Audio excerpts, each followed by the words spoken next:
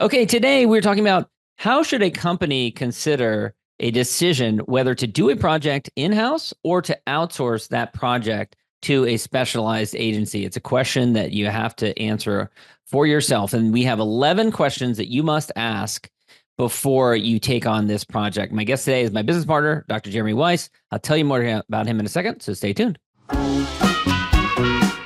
Welcome to the Smart Business Revolution podcast, where we feature top entrepreneurs, business leaders, and thought leaders and ask them how they built key relationships to get where they are today. Now, let's get started with the show. All right, welcome everyone. John Corcoran here. I'm the host of this show. And every week, if you've listened before, I've got smart CEOs, founders, and entrepreneurs from all kinds of companies. We've had Netflix, Kinko's, YPO, EO, Activation Blizzard, Lending Tree, Gusto, OpenTable, lots of great episodes. Check out the archives and you can check out more of those. And of course, this episode brought to you by our company, Rise25, where we help B2B businesses to get clients, referrals, and strategic partnerships with done-for-you podcasts and content marketing. And you can learn more about what we do at rise25.com or email us at support@rise25.com. And all right, we got my business partner, Dr. Jeremy Weisz, here today, and we are going to be diving into the topic of when should a company consider taking a project in-house versus outsourcing that project to a specialized agency. And we're going to be talking about it in the context of what we do, which is helping B2B companies to get clients, referrals, and strategic partnerships with done-for-you podcasts and content marketing. And so, Jeremy, let's just kick it off here. What are a couple of considerations? How do you want to frame this episode? Yeah, so we'll go through some of the questions that we have found to come up with the right decision, and then we'll go in a little detail. But I just do want to frame this whole conversation, why this is important, because for us or any company, when you're thinking of investing resources, that means time and energy resources of yourself and your team. It means money. So this is it could be a big decision whether to keep the project in-house or to outsource it to a specialized agency. So it comes up, I know, John, for us as a company and all the companies we talk to, this is going through their head where they realize it or whether we realize it or not, right? So here's some of the questions. We'll just go through some of the questions and we'll discuss them a little bit further. But we did a lot of research online from what other companies ask, what we ask. And so here's some of the deciding questions that we think about. One, what's the core competency of our business, right? Is it related closely to our services, or is it outside our primary focus? Second question is, what's the skill level and expertise required for that task? The third one is the expected volume of work of that project. The fourth is, what's the cost comparison, right? And it's not just cost, just the actual money cost, but there's opportunity cost as well. 5 is, what's the timeline for the project? The 6 is, what's the impact on the internal resources? The 7th is, what's the level of control and customization required for it? 8, what are the risks associated with each option? 9 is, what's the strategic importance of the task, right? How's it going to affect the business and bring in an expert or not? And 10 is, what's the potential for long-term relationships? John, people often miss this one. Someone I just talked to, they didn't, I don't think, realize, at least with us, how many relationships we bring to the table for them outside of just everything else. And I look at the same with partners and relationships too. And that's a factor that we evaluate. Then 11 is, what's your client lifetime value, right? And that factors in. Why don't we start with 1? What's the core competency of our business? I think that there's different ways of defining that. We were just talking about, like a chip maker, like an Intel. They can look at, are we a tech company? Are we a chip maker?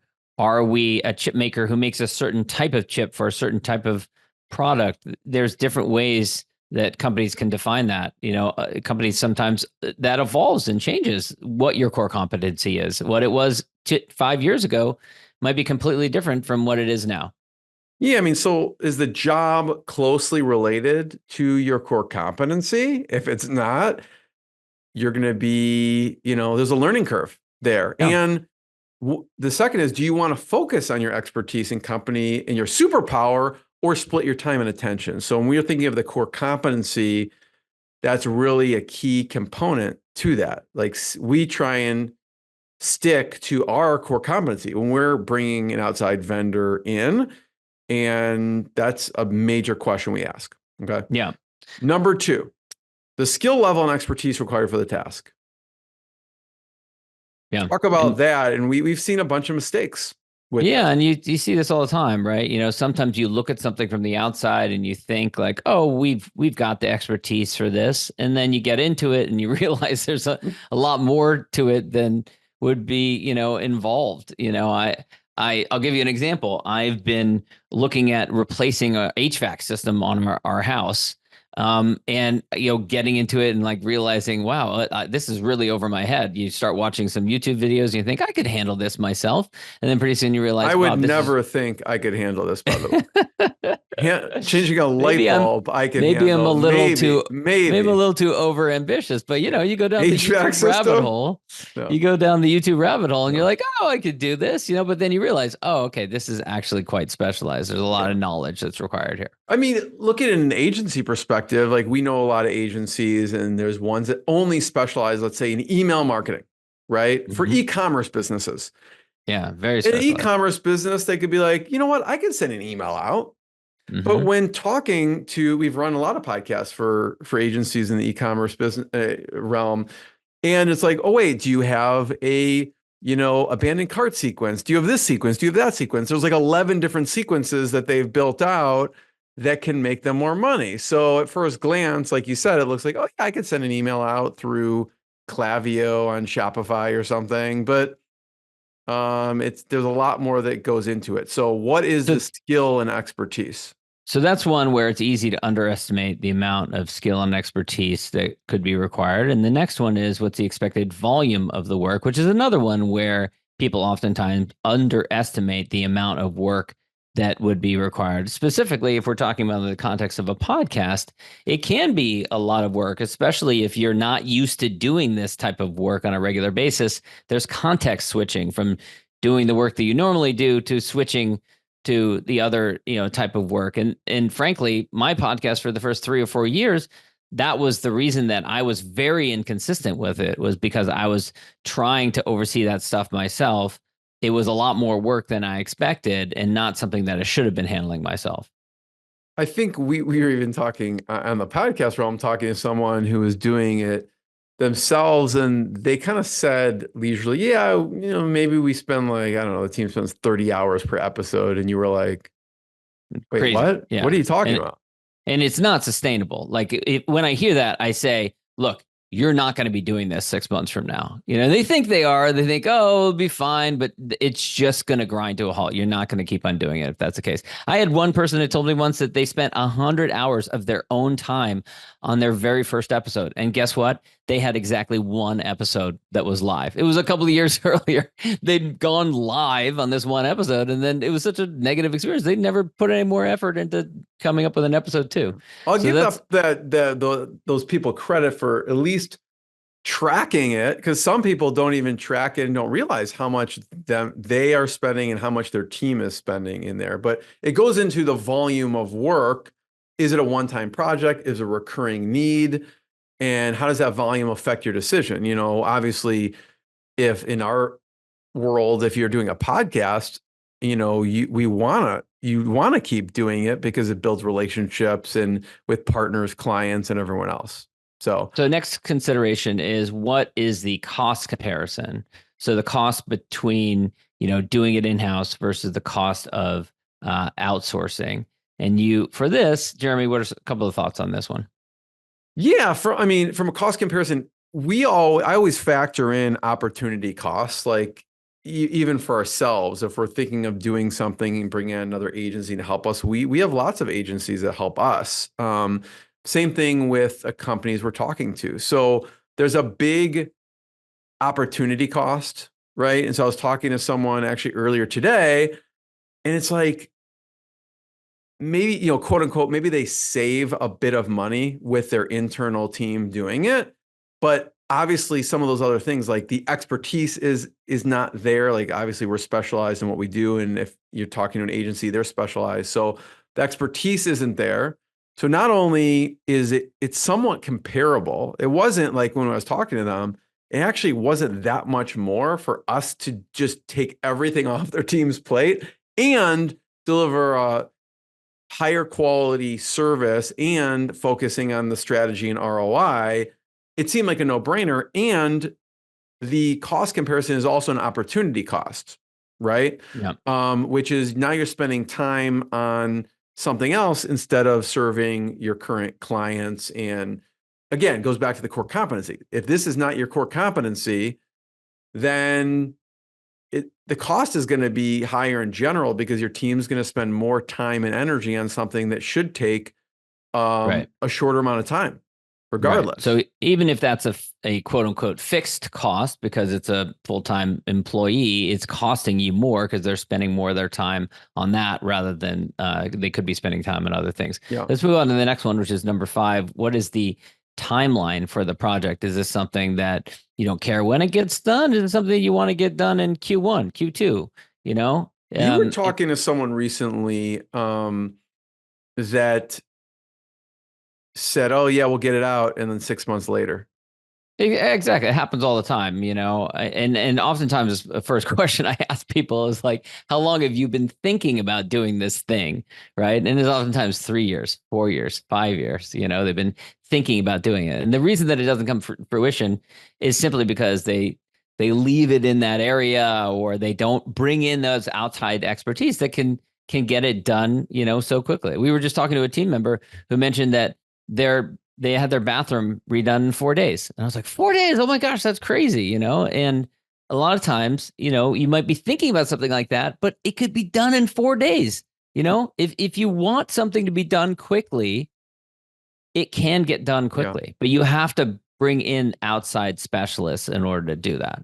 In that particular case, this person has a very high client lifetime value. Like we're talking, millions of dollars, and they lost at least 6 months already that they could have gotten a client, maybe 2. Mm-hmm. So that could mean millions of dollars for this business just because they've been thinking about it and haven't done anything. Right. Yeah, absolutely. I mean, that's why we're talking about this question, right? And the criteria. Yeah. You're pushing it off, and so that's definitely a consideration. Number 6, what is the impact on internal resources? Now, this is one that I really like because I think a lot of times owners, CEOs of businesses don't realize the impact on their team, and it can lead to attrition. It can lead to team members leaving if they're torn between different projects. A lot of times they like working on the work that they were hired to do.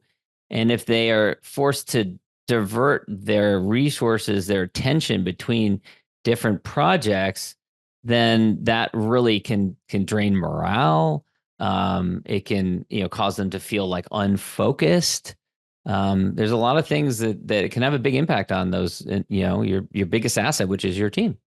Yeah, and I feel like there's kind of 2 scenarios here. One scenario is the team is just doing their work and they have a normal workload, right? And you throw this on top of their normal workload and it really affects their job, right? And we're cognizant of that with our team. Like, hey, can you do this? And it's like, oh, it's one more thing I have to do. And the other scenario we find is maybe they don't have as much work right now. For the team member maybe has a lighter load right now. And we've seen it happen where, well, then all of a sudden it gets busy, right? And that project is no longer the priority. Right. And in the podcast context, when your podcast is your business development, it's your networking, it's your lead generation, it's your SEO, it's your content marketing. It's when it's serving all these different purposes. And then you get busy because you have to onboard some new clients. And then the team members stop doing it. And you look up and it's been 6 months and you haven't put out a podcast episode. And all of a sudden leads are not flowing in and new clients are not coming around. Well, what happened? What happened is that it was an impact on internal resources that were split between different priorities. And so it got dropped by the wayside. And then that affects all those different things that we mentioned. That it affects your business development, it affects your pipeline, it affects your leads, all that kind of stuff. And so it has a big impact. That's number just 6. Talk really quickly Yep. about the timeline piece, because the fast track, I think about this a lot. Like, do you want a proven fast track and a proven plan and fast track things, or do you prefer to learn to figure out yourself? For me, obviously from a podcast perspective, we talked about that person could have had their podcast going like 4 months ago, right? For me in my health journey, like, can I get healthy and like know enough to figure things out myself? Sometimes I'm just like, listen, I just need to hire someone who has the exact plan and just put me on it, and I'll just get there a lot quicker with a proven plan. That's a perfect example, because you're someone who knows more in your little pinky finger than most people that I know about health, about what's good for you. And yet when you got serious about getting fit, you hired a personal trainer. You hired a personal trainer to hold you accountable to actually do the things that you knew you wanted to do. And it's been really transformative for you. And they have specialized knowledge. Big transformation. Like, could I go on YouTube and watch a bunch of videos? And I've studied stuff for 15 years, but they have specialized knowledge in this realm that is not my specialty. Yeah, it could be something like, oh, you're lifting that weight in the wrong way and you're going to injure yourself, and you'll be out of commission for 2 months, and then boom, there goes the entire routine. Yeah. So that's a great point. The level of control. So the 7th one, so after, what's the impact on internal resources? The 7th one is, what's the level of control and customization required? Talk about that. Yeah. With control. I think with that, it really has to do with, how are you at delegating to a specialist? Is this something that you need to have control over? Are you like that throughout the business, where you need to have your fingerprints on every different thing that's going on? Or are you able to delegate? Are you able to let someone, can you provide the guideline? And of course, your vision is throughout, but that it's going to get across the finish line, even if you're not watching every different piece of it. So those are some considerations, like how much control do you need to assert upon it? Or can you trust? Can you delegate? And that's, I find like a muscle that I have to use or people have to use to get okay with it. Yeah. 8, what are the risks associated with each option, right? So we're talking, versus in-house versus outsourcing, reliability, which kind of goes back into the, some of these kind of overlap, right? Because if your team is overworked or they get busy, it's not that the team member is not reliable. It's just like they have other priorities that take precedence over this, right? And so, or even different skill sets, right? They might like editing video and do it in their spare time, but that doesn't mean that they're going to produce show notes that are up to a caliber that you're going to be proud of representing your company. Yeah. So what's, the quality and reliability risks as an option, right? I mean, I was talking to a really high level executive at a publicly traded company. Okay. And they're doing consulting, and we get on the call, and they were interested in doing a podcast, but that's not what we were referring to.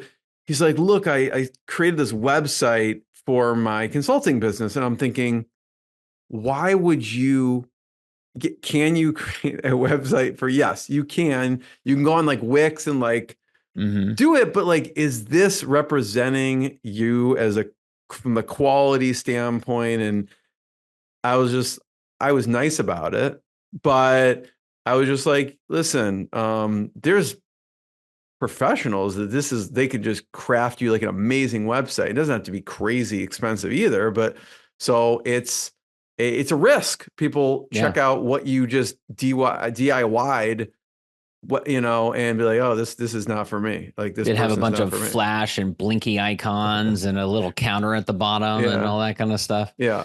Yeah. It So doesn't there's really help with the risks. reputation. There's risk involved. Yes. Number 9. What's the strategic importance of the task? So number 9, what's the strategic importance of the task? Yeah, that's a great Yeah. question. So, Yeah. is this task really that important, right? I mean, maybe you just don't do it at all. Like in our case, obviously, like you said, there's so many benefits from like a podcast perspective. Like there's a lot of strategy that goes in. Is it going to require a hands-on approach to execute all these things, right? Right. Which parts of the approach require the hands-on component to it? In the podcast context, a lot of our discussions that we have with clients are, what should you be spending time on and what should you not be spending time on?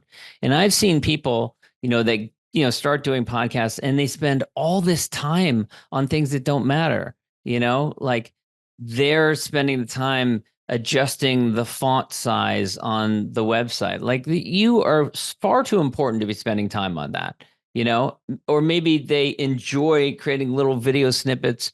And so they do that in their free time, but a client is worth $2 million. Should you be spending an hour, 2 hours on the weekend doing that? If you enjoy it, it's a hobby, that's fine.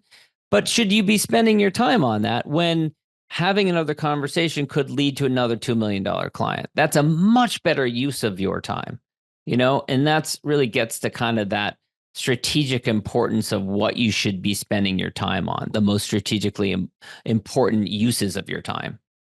Number 10 is, what is the potential for long-term relationships? So, could outsourcing this help build relationships with external partners, and they have a bunch of relationships in that industry that might be really valuable in the long run?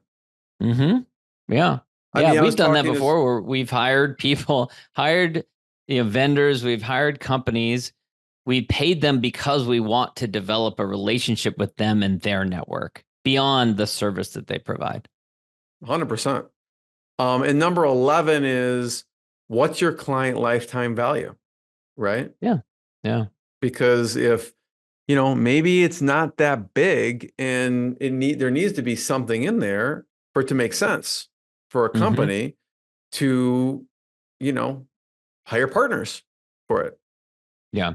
So these are some of the questions. I like to talk, and we'll talk about, some of the reasons we found why companies, DIY it or handle it in-house. But one of the biggest, I remember one of that podcast episodes I did, that was the most resounding example of this in-house versus outsource, was Mobileye, right? Mobileye, I had the founding engineer on, and Mobileye is a chip company that helps fuel an autonomous vehicle, self-driving car, essentially. And Intel, what they realized was they had all of the chips in some of these self-driving cars, and Mobileye had one chip in the car. And Intel was like, wait, why do we not have all the chips? Like literally, what's this one chip? Like, why don't we just figure out how to create this one chip so we have all of the chips in the car that run the car? And so they evaluated and talked to Mobileye. So they had to make a decision.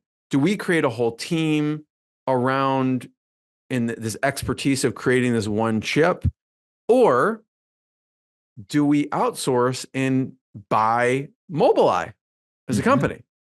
Okay. I'll have to fact check this, but I believe Intel bought Mobileye for $15.2 billion. Maybe it was 15.3. Listen, a 0.1 decimal place, John, is 100 million. So I don't want to get that wrong, but let's just pretend for argument's sake, it's $15.2 billion. That means Intel thought it was cheaper, more effective to buy the company for $15.2 billion than to create a separate division and team and everything. Like, let's say they go, oh, we're going to invest $10 billion. That'd still be $5 billion less Yeah. than paying for Mobileye, but they found it. You mentioned this before we hit record about they had a head start. Yeah, they probably time. Some of the other factors we just talked about, the questions we just talked about, were probably weighed into that. Yeah. Mobileye had been doing it for 10 years longer than Intel had, so it probably would have taken Intel They're 5, going to 6, make 7 all years the to catch up. mistakes that Yeah, Mobileye had figured out in those 10 years, and they shortcutted it, they fast tracked it, yeah, and bought them. It was strategically important, right? This wasn't like this wasn't like a side mirror in the car. This was a key component of the car and will be a key component of the cars going forward in the future. So it's strategically important to them. So yeah, you So can a see lot why. of these questions, like we take it through this example, Mobileye probably had long-term relationships that they built with different car manufacturers now that Intel has. So, take those questions through any decision as far as that goes. So let's talk about the reasons we have found why companies DIY or handle in-house. One of the main ones is cost, right? Talk about that and on the surface, how are people evaluating cost? I mean, on the surface, oftentimes they think that it may be saving you money to take it in-house, especially if you're using, as we mentioned earlier, a fixed resource, someone who's already being paid. But the truth is, if they're working on this project, they can't work on this other project. They're torn between different projects. There's hard costs involved in that person's time. If they take longer to complete that project, then it's going to it actually ends up can cost you more, right? So that's definitely a consideration. An analogy would be like, coast to coast travel. Like if I want to go, I live in San Francisco. If I want to go to New York City, I could drive myself across country, and that would probably be less expensive. Or I can hop on a plane. The ticket's going to cost me something more, I'll still get from A to B. I'll get from coast to coast. There's two different ways of achieving that, but the cost, will be significant. I'll be stuck in driving myself across country for a week. That's a significant cost to me. And I got to pay for gas, and there's wear and tear in the car and all that kind of stuff. So there's other considerations that go into cost. The next one is a team member. We hear this a lot. Hey, I have a team member. They have a lot of free time. They've also maybe expressed interest in, doing some of these tasks. How do we think about that? Yeah, and that has happened more frequently as our world, podcasting, has become more popular, and people are interested in listening to podcasts and stuff like that. Oh, I like listening to podcasts. I'd like to be involved in this project. It's a couple of considerations that you should think about is, if even if a team member says they want to step and they want to manage that process, you're going to have to manage that person and probably other people too that don't have that expertise. This is what happened to me my first 4 or 5 years doing the podcast. I didn't even realize it if you'd asked me at the time, but I was basically project managing it, and I was doing a crappy job of that. And then it was when Jeremy and I had started a business together, and I was like, Jeremy, I see you putting out 2 episodes per week of your podcast. You've been doing this for years and years. I'm totally inconsistent with mine. What am I doing wrong? And he pointed all that out to me, that I was needed to manage people. I had no real good defined process for it. And we totally revamped it, and it became far more effective for me. Another consideration is that team member could leave. They probably will at some point leave. And if all that knowledge is baked in that one person, we've seen this happen over and over again. Podcast just grinds to a halt. We talk to people all the time that, we look at like, they come to us and they're like, oh, I had a podcast. It's, and we look at it, and the last one they published was 2 years ago. And it's like, well, what happened? And we're like, oh, well, I had this team member who was working on it and they left, and nothing was documented. There was no SOPs, and boom, leads drive to a halt. Boom, business development grinds to a halt. These things end when that one team member leaves. And then I think I touched on it a second ago, but that person may not have all the expertise that you need, even if they're interested in it, that doesn't mean they have all the expertise. Yep. Another reason we have found companies do it is they don't want to delegate. They need to control different pieces of the process, all the pieces of the process, and they really kind of micromanage the process, and they want control. Again, if it's someone's core competency, I totally get it, right? It's like, that's what they do. But outside of the core competency, it needs to be delegated, right? To get done, right? Yeah. And so that is a key factor. Someone's like, I need it a specific way every time. Which, again, like for any agency you're working with, they can follow your guidelines and take what you need and execute on it. But, let them do what they do best, because they're the expert, right? When I go into the coach for health, I'm like, hey, just tell me what to do. Like, I'll just listen to what you're the expert. Tell me what I need to do. And I try and be as coachable as possible with the process. Yeah. So, and the fourth one is, we've had people come to us and they've done the podcast before in the past, or they're doing it currently, and they said, "Oh, I'm not getting ROI. I tried it already and it doesn't really work." And that could be for Facebook ads agency. That could be for email. I tried doing this, it didn't work. And what do we talk about with those cases? I mean, in many cases, there could be a lot of different failure points, and we oftentimes think that we're the best at diagnosing where we went wrong or where we went awry. But oftentimes we need the perspective and an outside expert to come in and see what we did wrong. In terms of the podcast, we've done other episodes where we talked about the million different things that people could be doing wrong. It could be a lack of consistency on reaching out, following up with prospective guests. It could be not having a structure for doing the actual interview. It could be the questions that you ask. It could be the strategy of the types of guests you have on. We've seen lots of people that interview, B-level celebrities, rather than interviewing their, best client who they've had for 10 years and who has referred tons of clients to them. You should interview that person. So a lot of times we see people making those sorts of mistakes, or not reading a sponsor message or describing what they do. I've been a guest on strategy. Like, there's so many strategies that they're not employing, that there's so many failure points, right? And so that goes into having someone who's an expert, a team that's an expert to help. The best example I love with this is, we did an event and someone in the room, someone suggested, "Oh, you should try Facebook ads," right? And that person said, "Yeah, we tried that, didn't work." And then someone else in the room was a Facebook ad agency that drove tens of millions of dollars to their clients every month. And it's just sort of funny. And they were speaking up and like, "Hey, I think you should try this." And we kind of interrupted and said, "Hey, just so you know, like, you say it doesn't work. She drives tens of millions of dollars every month. So maybe it's your process that doesn't work. It's not Facebook ads that doesn't work." So, is an example. So those are some of the, go ahead. Yeah. And, we carry these biases throughout our lives. When you talk about getting fit, getting healthy, losing weight, people try different diets.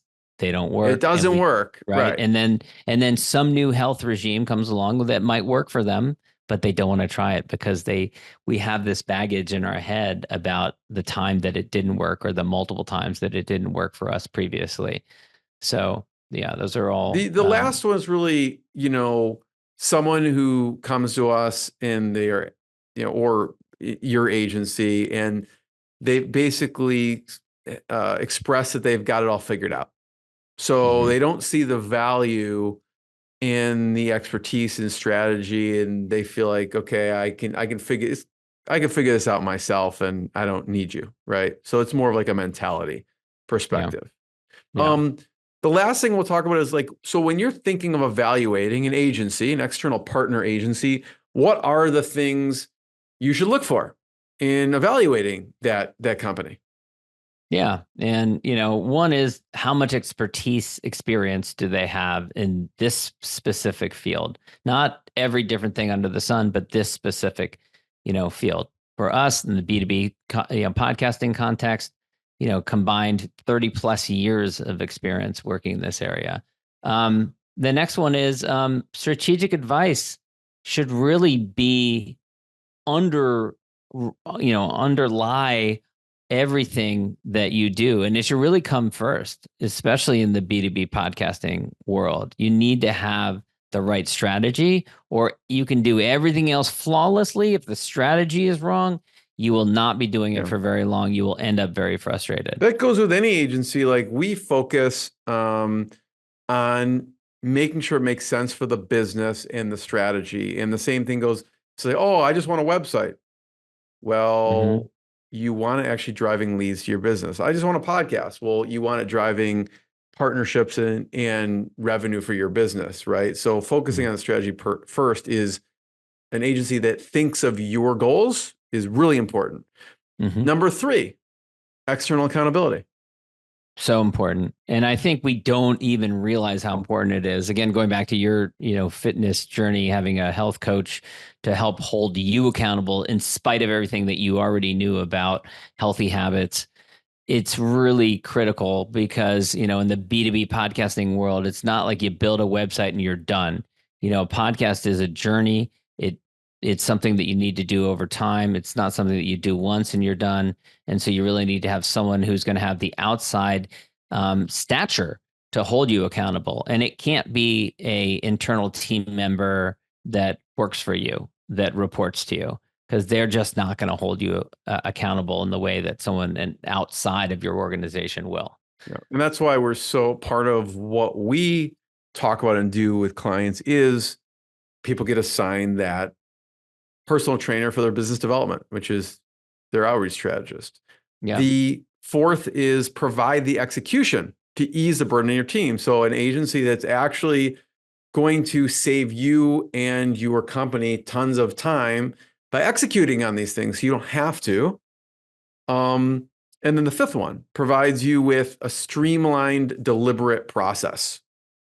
Yeah. And here's where you can see whether someone's thought through these pieces or not. And, Jeremy, we and our team have collectively put in our proverbial 10,000 hours into this process. And we have very defined thoughts and ideas about how these things should be done because we know what works and we know what doesn't.